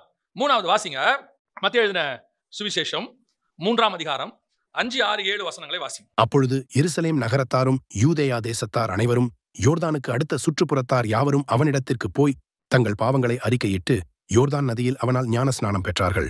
பரிசேயரிலும் சதுசேயரிலும் அநேகர் தன்னிடத்தில் ஞானஸ்நானம் பெறும்படி வருகிறதை அவன் கண்டு, விரியன் பாம்பு குட்டிகளே, வருங்கோபத்துக்கு தப்பித்துக் கொள்ள உங்களுக்கு வகை காட்டினவன் யார்? இப்போ கிரௌடை யோசித்து பாருங்க. இவன் சொன்னது வனாந்தரத்துல இருந்து, இவன் ஊருக்குள்ளேயே வரல. அதான் ரொம்ப இம்பார்ட்டன்ட். இவன் தண்ணி வரைக்கும் தான், தண்ணியோட ஒரு கரை வரைக்கும் தான் பிரசங்கம் பண்ணுவான். அடுத்த கரையிலேருந்து இயேசுநாதர் தான் பிரசங்கம் பண்ணணும். அந்த கரைக்கு இவன் வரக்கூடாது. அது ஒரு சத்தியம் இருக்கு அதுல. என்னன்னு கேட்டீங்கன்னா, யோர்தான் அப்புறத்தில் ஞானஸ்நானம் கொடுத்துட்டு இருப்பான், இயேசு இந்த பக்கம் ஞானஸ்நானம் கொடுத்துட்டு இருப்பாரு. 2 பேரும் ஆளுக்கு ஒரு கரையில் உட்காந்து ஞானஸ்நானம் கொடுத்துட்டு இருப்பாங்க. அவன் இந்த கரைக்கு வரமாட்டான், இவர் அந்த கரைக்கு போக மாட்டார். இது காட்ஸ் பிளான்ல இருக்குது. ஸோ இவன் ஊருக்குள்ளேயே வரமாட்டான், சிட்டிக்குள்ள வரமாட்டான். வனாந்தரத்திலிருந்து கத்துற சத்தம். ஆனா இவங்கிட்ட க்ரௌடு போகும். க்ரௌடு எங்கிருந்து வரும்? எருசலேம் சிட்டி கேபிட்டல்ல இருந்து வருவாங்க. எங்கிருந்து வரும்? இது கர்த்தர் தீர்க்க தரிசனமா சொல்ற வார்த்தை. நல்லா கவனிச்சுக்கொள்ளுங்க. இது எனக்கு இப்போ ஆவியானவர் உணர்த்துறது. இவன் இருக்கிறது வனாந்தரத்துல, ஆனா கேபிட்டல் சிட்டில இருந்து ஆள் வரும். அது தமிழ்நாடு கேபிட்டலா இந்தியா கேபிட்டலாம் தெரியாது. வரும், ஒரு குரூப் வரும், இந்த இடத்துக்கு வரும். கர்த்தர் சொல்லுகிறது, இது வனாந்திரம், மலைக்கு மேல யாரும் வர முடியாத இடம், ஆனால் இந்த இடத்துக்கு கேபிட்டல்ல இருந்து ஆள் வரும். இது கர்த்தர் செய்வார். அப்போ இவங்கிட்ட இருந்து ஆள் வராங்க. யோவான் ஸ்நானகனுக்கு வந்த மாதிரி வருவாங்க. இங்கேயும் வராங்க. எங்க இருந்து? யூதேயாவிலிருந்து, அப்புறத்துல இருந்து, ஓன் சிட்டில இருந்து வருவாங்க, ஃபாரின்ல இருந்து வருவாங்க. யோர்தானுக்கு அப்புறத்துல இருந்து, வெளியிருந்து வருவாங்க. எல்லா பக்கத்துல இருந்தும் இங்கே ஜனங்கள் வருவார்கள். ஆனால் வருகிறவர்களில் பெரும்பான்மையானவர்கள் எப்படி இருப்பாங்கன்னு வசனம் சொல்லுது. தொடர்ந்து வாசிங்க. பரிசேயரும் சதிசேயரும் ஞானஸ்நானம் பெற வருகிறதை கண்டு, விரியன் பாம்பு குட்டிகளே, வரும் கோபத்திற்கு தப்பித்துக் கொள்ள உங்களுக்கு வகை காண. வரவங்க எத்தனை பேர் அவங்கள பார்த்து என்ன சொல்றான்? விரியன் பாம்பு குட்டி. விரியன் பாம்பு குட்டினா சாத்தானுடைய பிள்ளைகள் அர்த்தமா? பாம்புனா சாத்தான், பாம்பின் குட்டிகளா? அப்ப இங்க வரவங்க அத்தனை பேரும் சாத்தானுடைய குட்டியானா? இல்ல. அவன் தொடர்ந்து அதுக்கு ஒரு விளக்கத்தையும் கொடுக்குறா பாருங்க. விரியன் பாம்பு குட்டிகளே, வரும் கோபத்திற்கு தப்பித்துக் கொள்ள யார்? இப்ப பாருங்க, நிறைய பேர் இங்க வரும்போது கர்த்தர் ப்ராஃபட்டிக்கலா சொல்றாரு. இப்ப எனக்கு பேசுறாரு, அதுதான் சொல்றேன். உங்களுக்கும் அதுல ஆண்டவர் சொல்றாரான்னு தெரியாது. இந்த இடத்துல வர்றவங்க எல்லாருமே வருகைக்கு போகணும், வருகையில எப்படியாவது வருகையில போகணும், வரப்போகிற உபத்திரவ காலத்துக்கு தப்பிச்சுக்கணும்ன்ற ஒரு பெரிய மைண்ட் இருக்குங்க வரவங்களுக்கு. அப்படி வர நிறைய பேருக்கு இருக்கு. செய்தி கேட்கறவங்களே பெரும்பான்மையானவங்க. இந்த செய்தி இல்ல, எங்க செய்தி கேட்கறவங்களே பெரும்பான்மையானவங்க வருகை பத்தின செய்தி தான். வரும் கோபத்துக்கு தப்பித்துக் கொள்ள, வரப்போகிற அழிவிலிருந்து தப்பித்துக் கொள்ள என்ன செய்யணும் அப்படிங்கிற தாட் உள்ளவங்க தான் வர்றாங்களாமா. வரும் கோபத்துக்கு தப்பித்துக் கொள்ள வகை சொன்னவன் யார்? மனம் திரும்புதலுக்கு ஏற்ற கனிகளை கொடுங்கள். அப்ப இவங்க எல்லாம் யாருன்னு கேட்டீங்கன்னா, பரிசேயர், ஊழியக்காரன், தேவனை அறியாதவன் கிடையாது. இவெல்லாம் யாரு? எருசலேம் கேபிட்டல்ல இருக்கிறவன், தேவனுடைய பிள்ளைகள், மகாராஜாவின் நகரத்துல இருந்து வருவாங்க, ஃபாரின்ல இருந்து தேவ பிள்ளைகள் வருவாங்க. இவங்க அத்தனை பேரும் எதுக்கு வராங்கன்னு கேட்டீங்கன்னா, மனம் திரும்புதலுக்கு ஏற்ற கனி இல்லாம வரான். இவன் எதுக்கும் ஞானஸ்நானம் எடுத்து வச்சுப்போமே, எதுக்கும் மீட்டிங் அட்டென்ட் பண்ணிடுவோமே, எதுக்கு இந்த செய்தியை கேட்டுருவோமே அப்படின்னு வர ஒரு வயலும் இந்த வருகையில போக போறது இல்ல. ஏன்னா வசனம் சொல்லுது, இவன் இடத்தில் மனம் திரும்புதலுக்கு ஏற்ற கனி கிடையாது. தெளிவா சொல்றாரு, மனம் திரும்புதலுக்கு ஏற்ற கனி கொடுங்கள். மனம் திரும்புதலுக்கு ஏற்ற கனி கொடுங்களா என்ன? கனி இல்லாத மரம் இருக்கு, நம்ம எல்லாருக்கும் தெரியும். இயேசுநாதர் சபிச்சார் இல்லையா அத்தி மரத்தை பார்த்து, அதுகிட்ட என்ன இல்ல? கனி இல்ல. ஆனா மனம் திரும்புதலுக்கு ஏற்ற கனினா என்ன? ஏசாயா புத்தகம் 5ஆம் அதிகாரத்துல 2வது வசனம் சொல்லுது, மகா செழிப்பான மேட்டிலே எனக்கு ஒரு திராட்சை தோட்டம் உண்டு, அப்படிதானே இருக்குது. அதை சுற்றிலும் அவர் வேலி அடைத்து அதுள்ள கற்களை பொறுக்கி அது நடுவில் ஒரு கோபுரத்தை கட்டி ஒரு ஆலையும் உண்டு பண்ணி அது நல்ல கனி கொடுக்கும் என்று காத்திருந்தார். இதான் நல்ல கனி கொடுக்குது. அதுவோ கசப்பான கனிகளை கொடுத்தது. அவர் சொல்றாரு, மனம் திரும்புதலுக்கு ஏற்ற கனி கொடுங்கள். இப்ப திருப்பி அதே ஆண்டவர் சொல்றாரு, கசப்பான கனி கொடுத்தது. கசப்பான கனினா என்ன, நல்ல கனினா என்ன? அதே ஆண்டவர் பின்னாடி சொல்றாரு, வாசிங்க. சேனைகளின் கர்த்தருடைய திராட்சை தோட்டம், 7ஆம் வசனம். சேனைகளின் கர்த்தருடைய திராட்சை தோட்டம், இஸ்ரவேலின் வம்சமே, அதுதான் நியாயத்துக்கு காத்திருந்தார், அதான் நல்ல கனி. நியாயத்திற்கு காத்திருந்தார், அதான் கசப்பான கனி. நீதிக்கு காத்திருந்தார், இதான் முறைப்பாடு. அப்ப நீதி நியாயம் என்பதுதான் நல்ல கனி, கொடுமை முறைப்பாடு என்பதுதான் கசப்பான கனி. நீதி நியாயம் அப்படிங்கிறது எங்க இருக்குது? பரிசுத்தாவின் உபதேசத்தில் இருக்குது. அவர் பாவத்தை குறித்தும் நீதி குறித்தும் நியாய தீர்ப்பு குறித்தும். அப்ப உங்ககிட்ட பரிசுத்தாவிக்குரிய கனி இருக்கணும். என்ன கனி இருக்கணும்? பரிசுத்தாவிக்குரிய கனி இருக்கணும். மாம்சத்துக்குரிய கனி இருக்குது நிறைய பேர்கிட்ட. மாம்சத்தில் தே ஆர் குட். சொல்லுவாங்க தெரியுமா, உங்களுக்காக நான் என்ன செய்வேன்? இப்ப நீங்க சொல்லுங்க, நீங்க யார நல்லவன் சொல்லுவீங்க? உங்களுக்காக நான் ஜீவனையே கொடுக்குறேன், அவன் நல்லவனா கெட்டவனா? உண்மையா சொல்றான், நல்லவனா கெட்டவனா? அவன் கரெக்ட் தானே? உங்களுக்கு ஒரு ஆபத்து வருது, ஐயோ உங்களுக்கு இதெல்லாம் சாவக்கூடாது, அப்படிலாம் நடக்கூடாது, இவன் நல்லவனா கெட்டவனா? நல்லவன் தானே. ஆண்டவர் சொன்னாரு, அப்பால இப்போ சாத்தானே. இப்போ எது கரெக்டா இருக்கு? மாம்சத்துக்கு ஒரு கனியில அவன் கரெக்ட் பர்ஃபெக்ட். ஐயோ எங்க தலைவருக்கு என்ன செஞ்சிடக்கூடாது, எங்க போதகருக்கு இப்படி நடந்துடக்கூடாது. என்ன பேசுறீங்க நீங்க? உங்களுக்கு தெரிய மாட்டேங்குது, உங்களை கொல்ல போறாங்கன்றாங்க, நீங்களும் சொல்றீங்க. அவர் சொன்னாரு, அப்பாலே போ இயேசுநாதர் ஒருத்தர் மனுஷனை பார்த்து சாத்தான்னு சொன்னது அவனை மட்டும்தான். யாரு? தமக்கு சித்தமானவர்களை தம்மிடத்தில் அழைத்தவனை பார்த்து. இவன் பின்னாடி வந்தவன். அவர் இயேசுநாதர் சாத்தான் பிடிச்சவனை கூட சாத்தான்னு சொல்லல. இவனை பார்த்து கர்த்தர் சொல்றாரு, அப்பாலே போ. அப்பனா இவன் என்ன பண்றான்னா, நல்ல கனி தான் கொடுக்குறான். ஆனா அது மாம்சத்துக்கு ஏற்ற கனி. அந்த கனி கர்த்தருடைய பார்வையில கசப்பு. கர்த்தர் எதிர்பார்க்கிறது ஆவியின் கனி. இப்போ சொல்லுங்க, தம்முடைய ஒரே பேரான குமாரனை தந்தருளி இவ்வளவாய் உலகத்தில் அன்பு கொண்டார். எதுக்கு? சிலுவையில் அறையப்படுவதற்கு. இப்போ அப்பா பையனை சாவடிக்க கொடுக்குறாரு. இது நல்ல கனியா மோசமான கனியா? உலக பிரகாரமா கசப்பான கனி. ஈவிரக்கமே இல்லாத அப்பா. பையன் ஜாவரேங்கிறான், அவனை அனுப்பி விடுறீங்க. அதான் ஆண்டவர் சொன்னார் ஒரு நாள். ஆபிரகாம் கூட்டு போய் ஈசாக்க படுக்க வச்சு மேல கத்தியை வாங்கிட்டான். தேவன் பார்வையில இவன் நீதிமான். பையனை என்ன பண்ணிட்டாரு? எனக்காக கத்தியை ஓங்கிட்டடான்னு. இந்த மல்லாக்க படத்தை ஒருத்தன் பார்த்துட்டு இருக்கிறானே, அவனுக்கு இவன் எப்படி? கையை கட்டப்பட்டு காலை கட்டப்பட்டு கட்டை மேல படுக்க வச்சு இப்படி ஒருத்தன் பார்த்துக்கிட்டு இருக்கிறான். அப்பா கத்தியை வாங்கி நிற்கிறாப்ல. 3 நாளைக்கு முன்னாடி கூப்பிட்டாரு, காலைல வெளியே போலாமாடா? எங்கப்பா? ஏர்லி மார்னிங் புறப்பட்டு போயிடலாம். பையன் எக்ஸ்கர்ஷன் கிளம்பிட்டான் அப்பா கூட. ஜாலியா கூட்டு போனா, 2 பேரை கூட்டு போனாங்க. இப்படி கூட்டு போனாங்க, கழுத மேல வச்சு அப்பா கூட்டு போறாரு. கூட்டு போகும்போது ஜாலியா இருக்கு. நல்லா கழுத மேல அன்னைக்கு உள்ள பென்ஸ்காரு. அன்னைக்கு கழுதான் இருக்கிறதுலே பெரியது. உட்கார வச்சு கூட்டு போறாரு. சூப்பரா இருந்துச்சு. ஒரு இடத்துல கூட்டு போயிட்டு அப்பா சொல்றாரு, இந்த கட்டையெல்லாம் தூக்க. என்னப்பா இத்தனை நாள் தூக்கிட்டு வந்தீங்க, கட்டையை தூக்க சொல்றீங்க? சரி, அப்பா வயசானவர், 100 வயசு ஆகி போச்சு. அப்பாவுக்கு 100, 105, 20 வயசு ஆகி போச்சு. அப்பாவை தூக்க முடியாது, நம்மளை தூக்க சொல்றாரு. ஓகே ஓகே அப்பா, உங்களுக்கு நான் தூக்குறேன்பா. ஓகே, கட்டையை தூக்கிட்டு வரான். அப்படி மலைக்கு மேலே கூட்டு வந்தா சொல்றாரு, படுப்பா. என்னப்பா சொல்றீங்க? கையை காலை கட்டி படுக்க வச்சு கத்தி வாங்கி விட்டாப்ல. அவன் பார்வையில் அவர் எப்படி இருக்கிறாரு? இப்ப அவன் பார்வையில் எப்படி இருக்கிறாரு? கசப்பான கனி. என்னப்பா என்ன கொண்டு போய் நீ ஒரே பையன்ற ஆசை பையங்கிற என்ன வெட்ட பாக்குற? 16 வருஷம் நல்லா வளர்த்து, அப்படியே பாலும் தேனுமா ஊட்டி வளர்த்து, யாரும் இல்லைன்னு ஒரு நாள் காலையில் எழுந்திரிச்சு ஒரு துருத்தி தண்ணீரை கையில் அவங்க அம்மா கிட்ட கொடுத்து, 2 பேரும் போங்க, இனிமேட்டு இங்கே இருக்காதீங்க அப்படின்னு. அந்த பையனுக்கு எப்படி இருக்கும்? விவரம் தெரியாத பையன்லாம் கிடையாது, 16 வயசு பையன். அவர் சொல்றாரு, கிளம்புங்க 2 பேரும், துருத்தியில் தண்ணீர் எடுத்துக்கோங்க, போயிட்டே இருங்க. எங்க போய் சொல்றீங்க? அந்த பேர் சபா வனாந்தரம் இருக்கு, அப்படியே போங்க. எங்க இந்த ஒரு துருத்தி தண்ணி வச்சு நான் என்னங்க பண்ணுவேன்? 16 வயசு பையனை கையில கொடுக்குறீங்க, ஒருத்தர் தண்ணியை கொடுக்குறீங்க, சொத்து கிடையாது, ஒன்றும் கிடையாது, அமுச்சு விடுறீங்க. நான் என்ன பண்ணுவேன்? இந்த ஒரு துருத்தி தண்ணி பாலைவனத்தில் 1 மணி நேரத்துக்கே தாங்காது, பிள்ளை செத்து போகமே. அதெல்லாம் இல்லை, போங்க போங்க, காலைல கிளம்பு போங்க. இவன் பார்வையில ஆபிரகாம் யார்? கசப்பான கனி. இவெல்லாம் ஒரு அப்பனா? இவனெல்லாம் வச்சு என்ன செய்யறது? 16 வருஷமா அன்பா வளர்க்குறான்றான், கொண்டு போய் வனாந்தரத்தில் விட்டு சாவடிக்க பார்த்துட்டான். ஆனால் தேவனுடைய பார்வையில் அதுதான் நல்ல கனி. God's plan. கர்த்தர் உன்னை அழைத்த அழைப்பு அதுதான். நீ மாம்சத்துக்குரியவைகளை சிந்திக்கிறாய். கர்த்தர் உன்னை கூப்பிட்டது எதுக்கு தெரியுமா? மாம்சத்துக்குரியவைகளை சிந்திக்கிறதுல ஆவியின் கனி கொடுப்பதுக்கு. ஆவியின் கனி எப்பவுமே ஸ்பிரிட் வேர்ல்டுல இருந்து பார்க்கணும். கர்த்தர் கூப்பிட்டது அதுக்கு தான். இவங்க எல்லாம் வந்து நிக்கிற எதுக்கு நிக்கிறான் தெரியுமா? மாம்சத்தின் கனி. பரிசேயர், சதுசேயர், அப்படியே தேவ ஜனங்கள், கேபிட்டல் சிட்டி எல்லாம் வருது. எதுக்கு? அங்க போனா நல்ல வேர்ட் ஆஃப் காட் இருக்குது, எல்லாம் இருக்கு. எதுக்கு யோவான் வருதுங்கிறான், உலகம் அழிய போதுங்கிறான். பேசாம ஞானஸ்நானத்தை எடுத்து வச்சிருவோம். ஏதோ ஒரு யோவான் கூட இருந்தா சேஃப்டி. அவன் சொல்றான், நீங்க எல்லாரும் விரியன் பாம்பு குட்டி. நீ எல்லாம் எதுக்கு வந்த தெரியுமா? வரும் கோபத்துக்கு தப்பித்து கொள்றதுக்கு என்ன ரூட் இருக்கு? அப்படியே இப்படி இப்படி பண்ணி போயிடலாமா? ஆனா அதுக்கு நடுவில் ஒரே ஒருத்தர் வருகிறார். அடுத்த ஏசர் அப்புறத்தில் போகிறதை அவன் கண்டு, இதோ உலகத்தின் பாவத்தை சுமந்து தீர்க்கிற தேவாட்டுக்குட்டி. அப்படின்னா என்ன அர்த்தம்? இவன் எல்லாம் தப்பிச்சுக்கிறதுக்காக என்கிட்ட ஞானஸ்நானம் எடுக்க வரான். அவர் ஒருத்தர் தான் சாவறதுக்காக ஞானஸ்நானம் எடுக்க வந்தார். அவர் மேலதான் பரிசுத்த ஆவியானவர் தங்கினார். அப்போ உங்க மேல ஹோலி ஸ்பிரிட்டோட பிளான் இருக்கணும். அந்த கனி கொடுக்கணும். நீங்கள் மாம்சத்துக்குரிய கனி கொடுக்குறீங்க. நான் உலக பிரகாரமாவே இப்ப பேசல. இப்ப முழுக்க முழுக்க ஸ்பிரிச்சுவாலிட்டி. அதனால மனுஷனை நேசிக்க கூடாதா? அதெல்லாம் சொல்லல. ஏன் மனுஷனை நேசிக்காம என்ன செய்ய முடியும்? அப்போஸ்தலர்கள் இயேசுவுக்கு பணிவிடை செஞ்சிருக்க மாட்டாங்களா? எல்லாம் செஞ்சாங்க. ஆனா காட்ஸ் பிளான் வரும்போது காட்ஸ் பிளான்ல தான் நிக்கணும். பொதுவாகவே நம்ம ரொம்ப நேசிக்கும் போது அதை வார்த்தையில எக்ஸ்பிரஸ் பண்றதை விட செய்கையில தான் எக்ஸ்பிரஸ் பண்ணுவோம். நம்ம ரொம்ப வார்த்தையில எக்ஸ்பிரஸ் பண்றது இருக்கு, அதுக்கு இல்லைன்னு சொல்லல. அவன் சொல்லிட்டே இருக்க மாட்டான். என்ன சொல்ல வரேன்னா, உங்கள் அன்பு வெறும் மாம்சத்துக்குரியதாய் மட்டும் இராதபடி ஆவியின் சிந்தையோடு இருக்கணும். Spiritual thought. இப்போ பவுல வந்து ஒரு குரூப் சொல்லுது, நீ எருசலேமுக்கு என்ன செய்யக்கூடாது? எருசலேமுக்கு போகவே கூடாது. அங்க போனா உன்னை கட்டுவாங்க, அடிப்பாங்க. அதுல ஒருத்த வேற வந்து ப்ராபசி சொல்றான், இந்த கச்சையுடைய மனுஷனை இப்படி கட்ட போறாங்க. இப்போ பவுல் அவங்களை பார்த்து என்ன ஒரு வார்த்தை சொன்னாரு? நீங்கள் ஏன் என்னை அழுது கரைய பண்ண பாக்குறீர்கள்? அப்படிதானே இருக்குது. அவன் போகும்போது நான் எருசலேமுக்கு போறேன்னு சொன்ன உடனே கர்த்தர் சித்தப்படி ஆகணும், தைரியமா போயிட்டு வாங்க தானே சொல்லணும். இதைத்தான் பரலோகம் எக்ஸ்பெக்ட் பண்ணுது. இது பரலோகத்தோட எக்ஸ்பெக்டேஷன். பூமியோட எக்ஸ்பெக்டேஷன் என்ன தெரியுமா?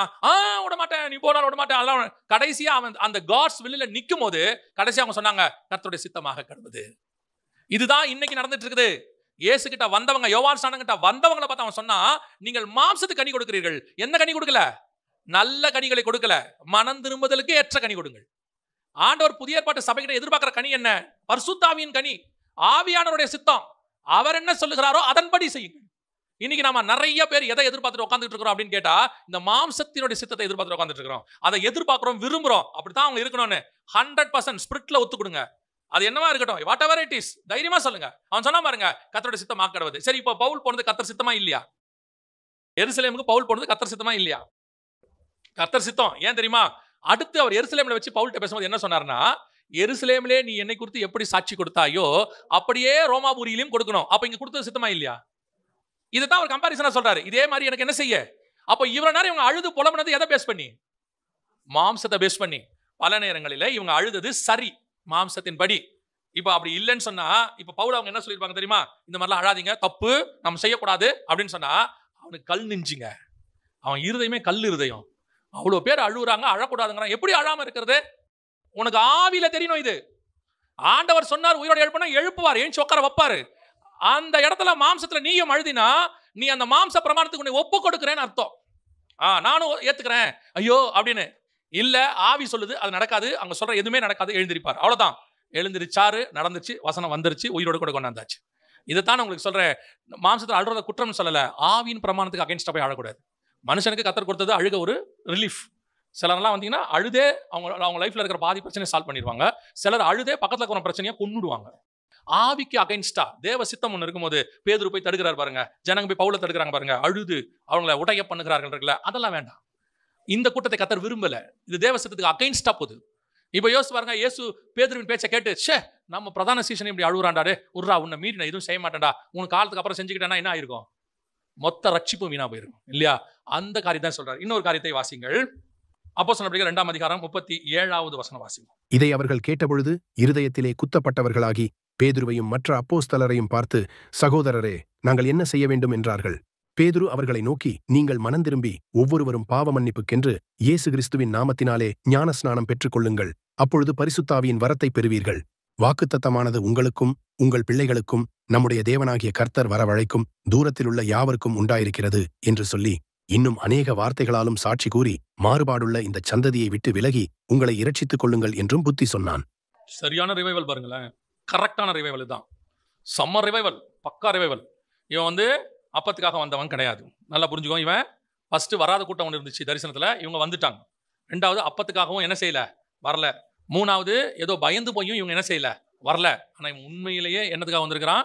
வந்து மனம் திரும்பி இருதயத்துல குத்தப்பட்டவர்களாகி, பா சூப்பர் பா, பர்ஃபெக்ட், ஒப்பு கொடுத்தல், ரிவைவல் எல்லாம் பர்ஃபெக்டா நடக்குது. ஆனால் வசனம் சொல்லுது, அப்போஸ்தலர் நடபடிகள் 8 அதிகாரத்துல 1வது வசனம் வாசிங்க. அவனை கொலை செய்கிறதற்கு சவுலும் சம்மதித்திருந்தான். அக்காலத்திலே எருசலேமில் உள்ள சபைக்கு மிகுந்த துன்பம் உண்டாயிற்று.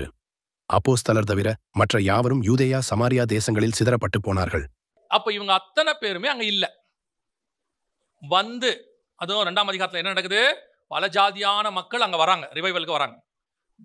ரிவைவல் ஆகுது, இருதயத்துல குத்தப்பட்டாங்க, என்ன செய்யணும்னு கேட்கறாங்க. அவன் அதுக்கான விளக்கத்தை கொடுக்குறான். இன்னும் சொல்ல போனா நம்மளை விட அவங்க சூப்பர் கூட்டம். ஏன் தெரியுமா?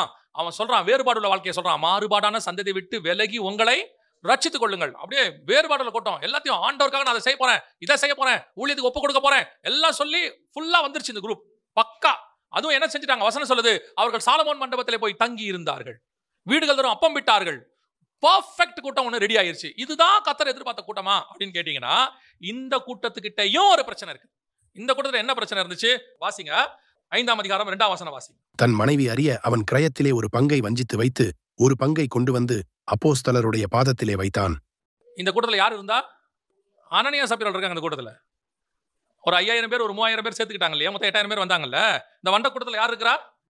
அனனியா சப்பீரா இருக்கிறாங்க. அப்படின்னா என்ன பண்ணாமா, தன் மனைவி அறிய வஞ்சிக்கிற கூட்டமா அது உள்ளதான் இருக்குது. மனம் திரும்பிட்டான், வேறுபட்ட வாழ்க்கைன்னு சொல்லிட்டான், எல்லாம் ஓகேன்ட்டான், எல்லாத்தையும் விட்டுட்டேன்ட்டான், அப்போஸ்தலர் பின்னாடி வந்துட்டேன்ட்டான், கம்யூனியன் எடுக்கிறேன்ட்டான். ஆனா இருதயத்துல மட்டும் வஞ்சகம் இருக்கு. அப்படியே இன்னும் ஒரு பங்கு மிச்சம் இருக்கு. உலகம் ஒரு பங்கு அங்க இருக்குது. ஒண்ணு கர்த்தர் தெய்வமானால் அங்க போயிருக்கணும். இவ்வளவு நேரம் இருந்தாங்களே, இவங்க எல்லாருக்கிட்டையும் ஒரு பிரச்சனை இல்லை. என்ன தெரியுமா? இவங்களை பத்தி நல்லா வெளியரங்கமா தெரியுது. விரியன் பாம்பு குட்டி, அப்பத்துக்கு வரவன் இல்ல, நோவா காலத்துல வரல, இவனை பத்தி எல்லாம் தெரியுது. ஒருத்தருக்கா பாருங்க, இதான் dangerous fellow, very dangerous fellow. என்ன தெரியுமா? அப்படியே ஒப்பு கொடுத்துட்டேன், சூப்பர்ன்ட்டான், எல்லான்ட்டான். ஆனா இருதயத்துல மட்டும் உலகம் ஒரு பார்ட் இருந்துகிட்டே இருக்கு. நாளைக்கு பின்னைக்கு இயேசு வராட்டி, டிலே ஆச்சுன்னா எல்லாத்தையும் வித்து கொடுத்துட்டோம், ஆண்டவர் சொல்லிட்டாரு, ஏவுறாரு, ஒருவேளை வயசாச்சுனா அப்படின்னு மாம்சம் ஒன்று உள்ள ஓடிட்டே இருக்கும். ஆனா எங்க உட்காந்துருப்பான் தெரியுமா? எல்லாத்தையும் வித்து வைக்கிறவங்க மத்தியில் உட்காந்துருப்பான். எங்க உட்காந்துருப்பான்? வேறுபாடு உள்ளவங்க மத்தியில் உட்காந்துருப்பான். இவனை கண்டுபிடிக்கிறதான் கஷ்டம். அதான் வசனம் சொல்ல உன்னத பாட்டு 2ல, காட்டு மரங்களுக்கு நடுவே கிச்சிலி மரமாய் என் நேசர் இருக்கிறார். அப்படின்னா என்ன அர்த்தம்? அத்தனை மரமும் எப்படி இருக்குதா? காட்டு மரம், காட்டு மரத்துக்கு நடுவுல கிச்சிலி மரம். அப்ப நீங்க மொத்தம் இருக்கிற காட்டு மரம்னா முள்ளு. அதான் அர்த்த வசனம் சொல்லும், முள்ளுகளுக்கு நடுவே லீலி புஷ்பம். அப்படியே எல்லாத்துக்கும் நடுவுல தான் இது இருக்கும். கண்டே பிடிக்க முடியாது. பார்க்கறதுக்கு ஒரே மாதிரி தான் இருக்கும். எல்லாம் ஞானஸ்நானம் எடுக்கிறதுக்கு வரும் பாம்பு குட்டி, நடுவுல ஒரு ஆட்டுக்குட்டி வரும், கண்டுபிடிக்க முடியாது இருக்கும். ஆனால் இங்க என்ன நடக்குதுன்னு கேட்டீங்கன்னா அப்படியே ஆப்போசிட். இங்க எப்படி இருக்குது? 12 அப்போஸ்தலருக்கு நடுவுல ஒரு யூதாஸ். அத்தனை பேரும் வித்து பாதத்துல கொண்டு வந்து வச்சுட்டான். ஆனா இவன் மட்டும் ஒரு பங்கை எடுத்து வீட்டுல வச்சுக்கிறான். இப்ப பாருங்க, அழகா பேதுரு சொல்வாரு, அது விக்கிறதுக்கு முன்னாடி உன்னோட இதா இருக்கவே இல்லையா? விக்கணுமா வேணாமான்றதை நீ டிசைட் பண்ணு. கொடுக்கணுமா வேணாமாங்கிறத டிசைட் பண்ணு. கொடுக்கணும்னு டிசைட் பண்ண பிறகு அதுல ஒரு வஞ்சகம் வருதுல்ல, அதை தான் கர்த்தர் உன்னை அர்ப்பணிக்கணும் டிசைட் பண்ணிட்டா முழுசா அர்ப்பணி.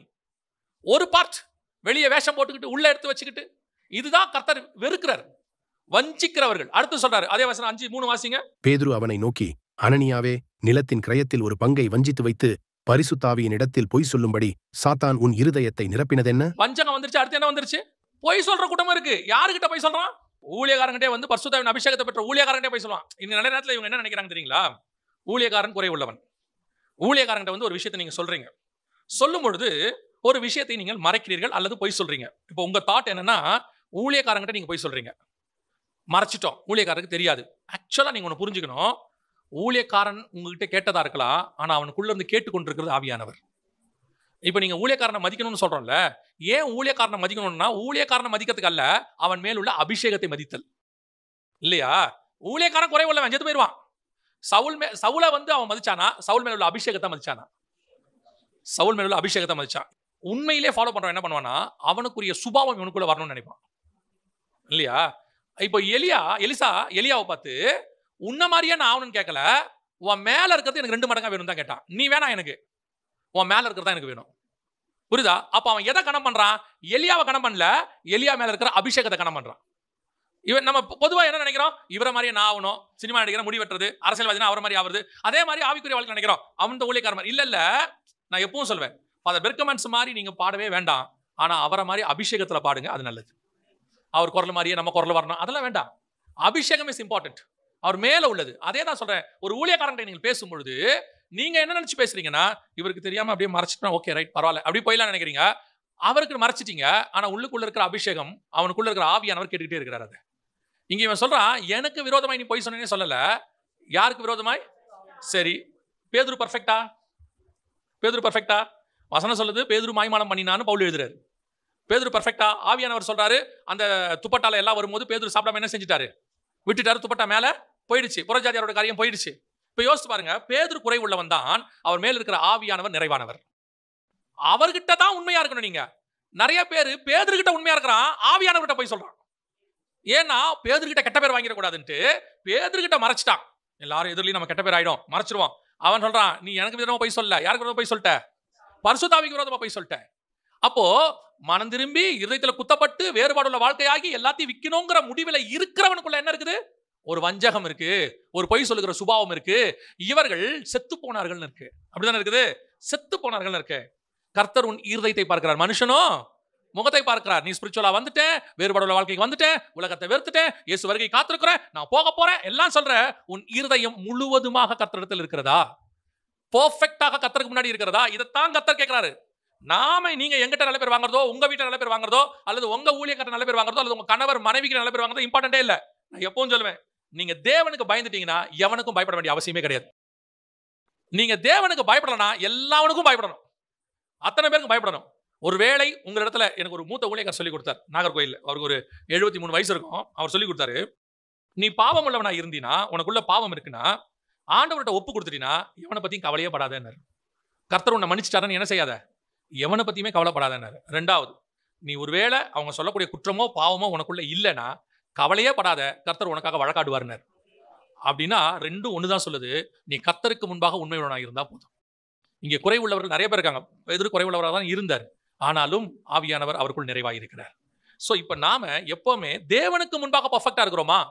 கர்த்தருக்கு முன்னாடி நின்றுனா எவனை பத்தி நீ கவலைப்பட வேண்டிய அவசியம் நான் எப்போ சொல்ல உங்களை பத்தி யார் வேணா குறை சொல்லட்டோமே, உங்களை பத்தி நான் பாவத்தை சொல்லட்டோமே, அவங்க அதுக்கு லாக்கி இல்லை, இவங்க அது சரியில்லை, அவங்க குறை உள்ளவங்க, அப்படிப்பட்டவங்க, இவர் படிக்காதவங்க, அவர் லாக்கி இல்லை, என்ன வேணா சொல்லட்டோமே. நீ கர்த்தருக்கு முன்னாடி நின்று கர்த்தர் உன்னை சூஸ் பண்ணிட்டாருன்னா நீ எதையுமே யோசிக்க வேண்டாம். சிலர்லாம் என்ன செய்வாங்கன்னா, யாராவது ஏதாவது சொல்றாங்க டிஸ்கரேஜ் ஆயிடுவாங்க. இப்பவும் சொல்றேன், நாம் அல்ல, நம்ம மேல் உள்ள அபிஷேகத்துக்கு தான் அந்த வல்லமை உண்டு. அது அவருது. நீங்க எதுக்கு பயப்படணும் தெரியுமா? அந்த ஊழியக்காரனுக்கு அல்ல, அவன் மேல் இருக்கிற அபிஷேகத்துக்கு. இன்னொன்னு சொல்றேன், உங்க மேல இருக்கிற அபிஷேகத்துக்கு முதல்ல நீங்க பயப்படணும். அதுதான் ரொம்ப இம்பார்ட்டன்ட். இங்க இவங்க இருதயத்தில் குத்தப்பட்டவங்க ஆயிட்டாங்க. இவங்களுக்குள்ள என்ன இருக்குது? வஞ்சகம் இருக்கு, பொய் இருக்கு. இன்னொரு வசனத்துல கூட இருக்கு, அது வாசிங்களேன். 6ஆம் அதிகாரம் 1ஆம் வசனம் வாசிங்க.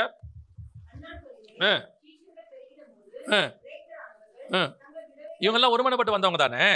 இப்ப இவங்களுக்குள்ள இன்னும் என்ன இருக்குது? உள்ளுக்குள்ள பாகுபாடு இருக்குது. நீ கிரேக்க, நான் யூதன். என்ன சபையினுடைய பிரமாணம் என்ன? நான் யூதனும் இல்லை, கிரேக்கனும் இல்லை, அதான பிரமாணம். ஆனா இப்ப இவங்களுக்குள்ள என்ன இருக்குது? நான் யூதன், நீ கிரேக்கன். யூதனுக்கு மட்டும் கவனிக்கிறீங்க, கிரேக்கர்களை கவனிக்க மாட்டீங்க, விதவைகளை கவனிக்கிறீங்க, இவங்களை கவனிக்க மாட்டீங்க அப்படின்னு அன்னைக்கே விதவைகளை நீ கொஞ்சம் ஒதுக்குறீங்க. இவ்வளோ தாட்டோட தான் வேறுபாடு உள்ளவங்க வந்திருக்காங்க. இவ்வளோ தாட்டோட தான் எல்லாத்தையும் வித்து வந்தவங்க வந்திருக்காங்க. இவ்வளோ தாட்டோட இருதயத்தில் குத்தப்பட்டவங்க இருக்கிறாங்க. அப்ப இருதயத்தில் குத்தப்பட்ட இவர்களுக்குள்ளேயும் இந்த மாதிரி தாட்ஸ் என்ன இருக்குது? இருக்கத்தான் செய்கிறது. கர்த்தர் இதையும் எதிர்பார்க்கல, சிதறி போக பண்ணினார்னு இருக்கு. 8ஆம் அதிகாரத்தில் என்ன பண்ணிட்டாரு?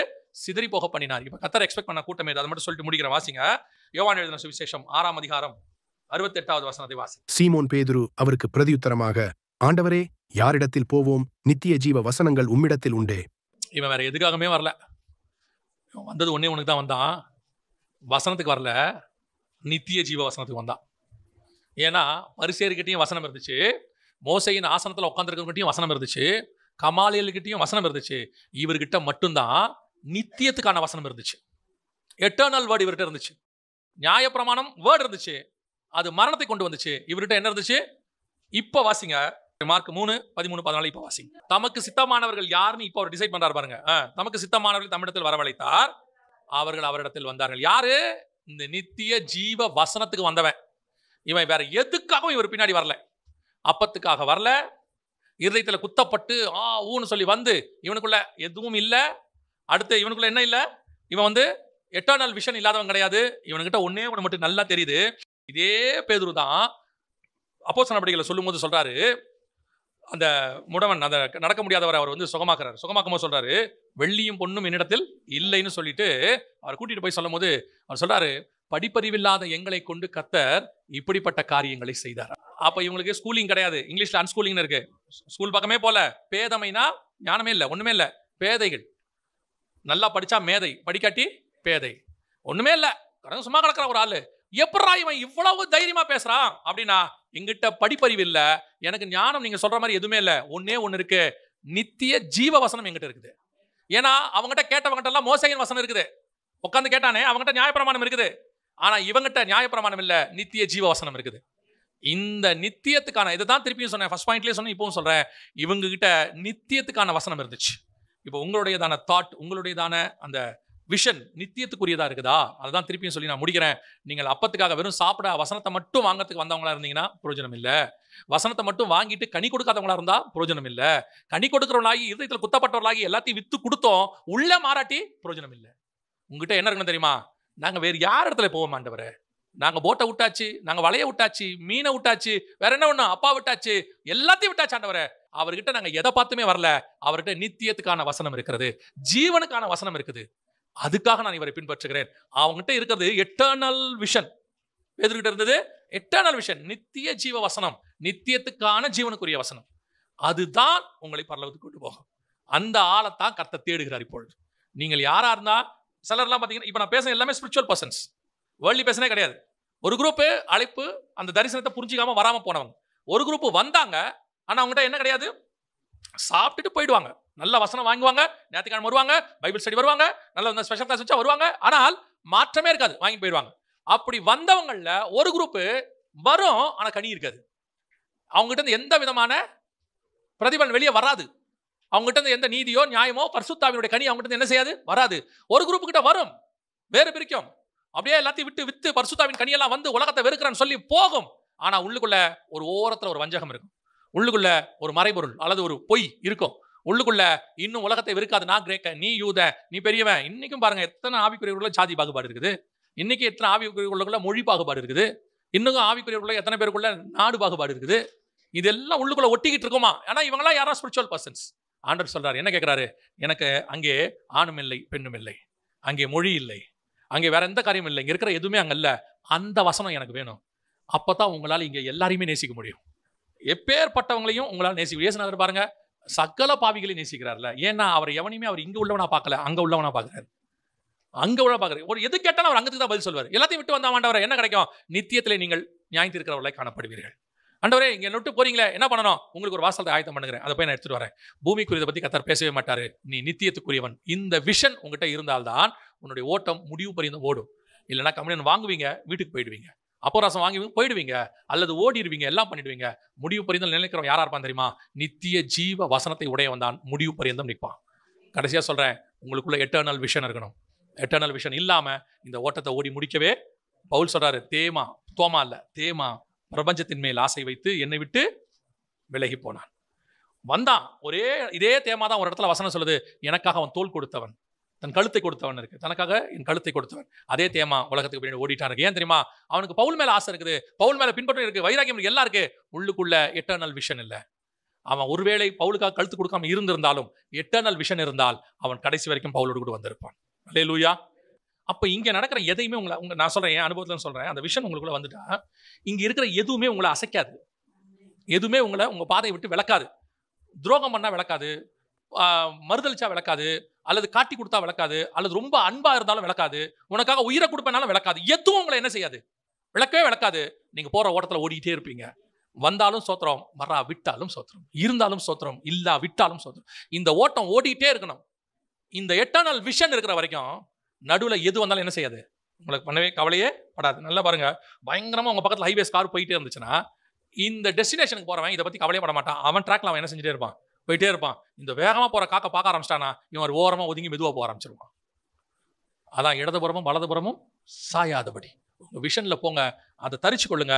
அது உங்களை முடிவு பரிந்து நடத்த போதுமானதாக இருக்கிறது. அல்லேலூயா.